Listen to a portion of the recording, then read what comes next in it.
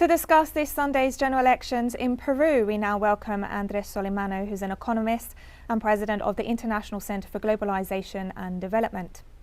Andres, thank you for joining us. Oh, thank you. Very nice talking to you today.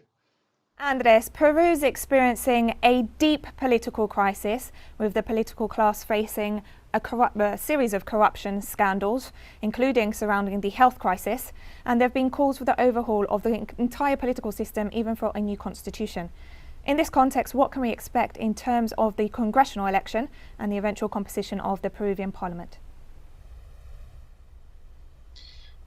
Well, I think it's a very divided election.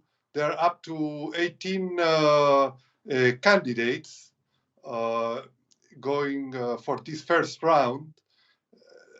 And I think if the problem is basically acute political fragmentation. So it will depend on the results of today's election to what will be the representation of the different candidates and their political parties and alliances in parliament, and also the presidential. This will determine the outcome for the president. They have a second round on June 6th, and we will see how many go to the second round. But if there is no, well, first we have to wait for the actual results of the election before making any predictions. But if this fragmentation is not overcome, I think the prospects for Peru are very grim. They will have to build alliances, and they will have to be able to ensure a minimal governance. But with 18 candidates, it's not easy. Andres, 18 candidates for president. There's also 130 members of the Congress who will be elected today. And according to polls, it's expected that that will become a very fragmented Congress. So whatever the result in terms of the president, as you say, they will have to look for alliances.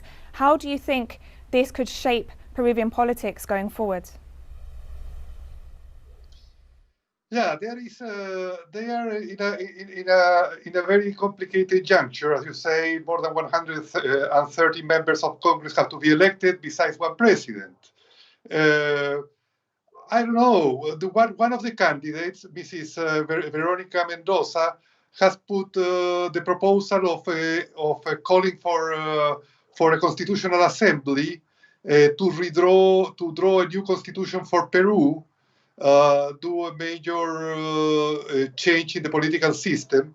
Perhaps this is one way to get out of the current juncture. I mean, the system is not has been in serious trouble in the last 10 to 20 years, not talking before. And under the same set of rules, political parties and practices, it's not clear that it will be able to overcome the current political crisis. So perhaps they need a sort of more deeper reforms to the institutions, to the political system, to come up with a consensual set of rules, perhaps approve a new constitution, and then that's one way to go forward, the way I see it. A second way would be to work within the existing system and within the existing rules and build some coalitions. But coalitions in Peru are proving to be very unstable. So it's not guaranteed. It's a very special case. There are not many cases of this degree of fragmentation in Latin America recently, though Latin America is a very unstable region. Perhaps you may want to look at the Italian case in previous decades with a big degree of fragmentation, but this election is quite peculiar.